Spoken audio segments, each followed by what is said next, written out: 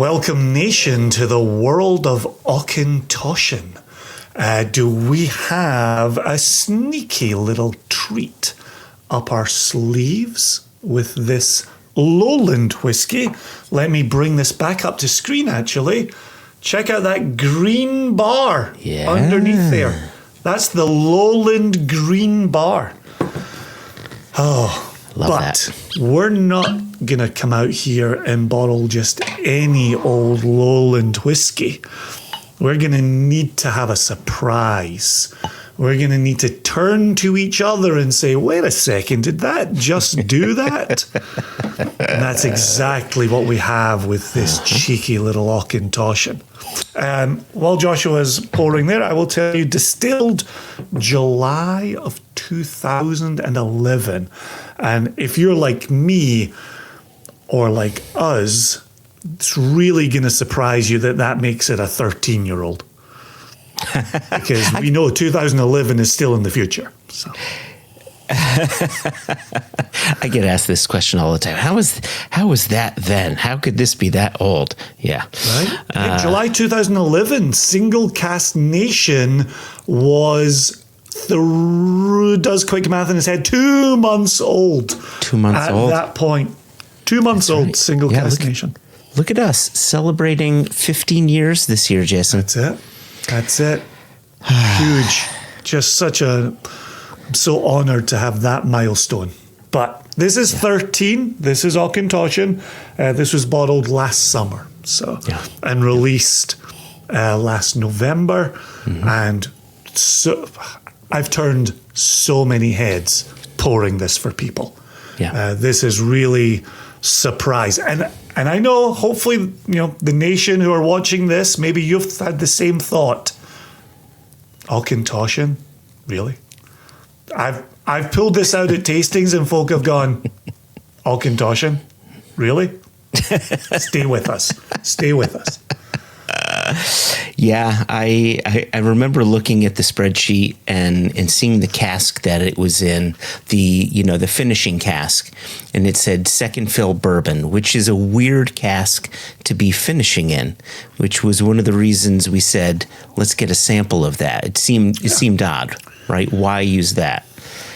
And then we put it in our glass and we said, oh, it's interesting. Interesting enough to taste for sure. And then we tasted it. And well, right now you've got the look of satisfaction on your face because you know what it is. But when we first tasted it, it was a look of surprise, a look of WTF, right? Did that just happen? Did you just get what I just got? That was our exact moment in the selection. Because I did sneak ahead there, but we're coming back to the nose here. Yeah. Freshly steeped barley. Sometimes if you walk into distillery who still has a floor maltings, if you go past the steep and they've just freshly emptied it, this is the nose, right? That's this element of the nose. I know we also talk about baseball card chewing gum. Yes, on unmistakable. The nose. Unmistakable. I love that. Yeah. Right, that chewing gum that you would pop in your mouth and it would have flavor for 2 or 3 seconds. Like, it was amazing the 2 or 3 seconds that it lasted. But it would break because it was always stale. But it would come with a bit of that cardboardiness, right? Which gives you a slight earthy tone, right? I think that to me is what is that connective tissue for me. Right. And I wonder if that connects through to barley a little bit as well, where you can have that either barley in the field or barley from the steep, and it can have that little bit of earthiness to it as well. The part that for me connects to the yeast side of things are candy necklaces, the sweetness on the nose there. Yeah. That kind of sugary component, if you ever have that sugar water, if you're doing home brewing or something like that. That sugar water can have some of that candy necklace. If you take if you really breathe in, this is where that sort of like toasted bread fresh out the oven comes through, right? And again, it's back to that grain. That grain just sits there. And It's so nice, right? What's better than freshly baked bread? It's such an inviting smell to it. Right. And again, with the yeastiness coming through there as well, right? With the ferment being present. Yeah. So as Joshua transitions to tasting this, the shocker on this is when, fresh hospital bandages, Band-Aids appear here. You get a freshness, like a linen freshness, but with some kind of hospital, medicinal, iodine in some instances component coming behind it, right? Yeah. But also the charred oak, right? The scorched toast. I remember we talked about that when we selected this. Like, it's layers of peat smoke happening here, it's so shocking. It's so remarkable. Right. It's that second fill bourbon barrel is an ex-peated cask. Yeah. Right. Auchentoshan do not use peated barley. And so for me, you get that surprise of peat, which instantly says, okay, this is an Auchentoshan unlike any other Auchentoshan. If we're an independent bottler, how could we not potentially say yes to something like this, right? Give someone an experience they've never had before. And then I went back to tasting this, and it gave me that first time experience once again of, that Lagavulin I had for the first time, which was that campfire of camping with my dad as a little kid.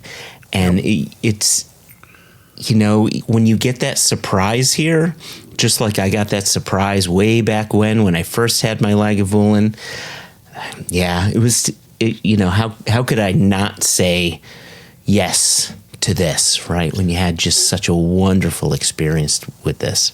And I think in certainly pouring for this for people when they've had that an Auchentoshan, it's like, stay with me, right? Yeah. Give me a chance to show you what single cask nation can do, right? And we talk about the zigging and the zagging, right? Yeah. You see the name Auchentoshan and you've started to fill in the gaps on what this is about to do.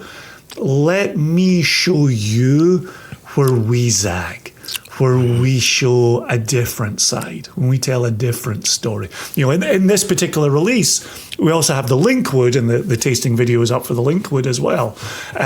Where that linkwood is, you're setting your watch by it. Like, there's no official bottling of linkwood, so we're showing you how good that spirit is as it goes into blends.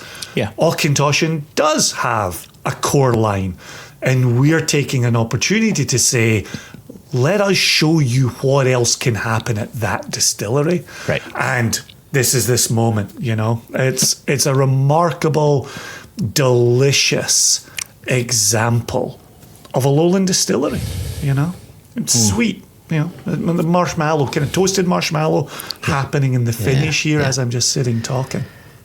There's some fruitiness as well, some stone fruits, right? Man with a banner. Oh, yeah, let's get a banner up here.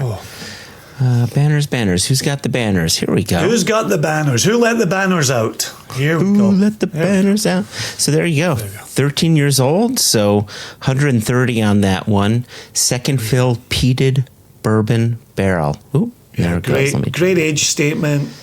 Little distillery sitting outside Glasgow under the Erskine Bridge. We're not spending a lot of time talking about it, and yet there's a dram here that will surprise and delight, which is really the name of the game. Boy, this is delighting the shit out of me right now, Jason. There's nothing left to be said. Cheers. Cheers to that.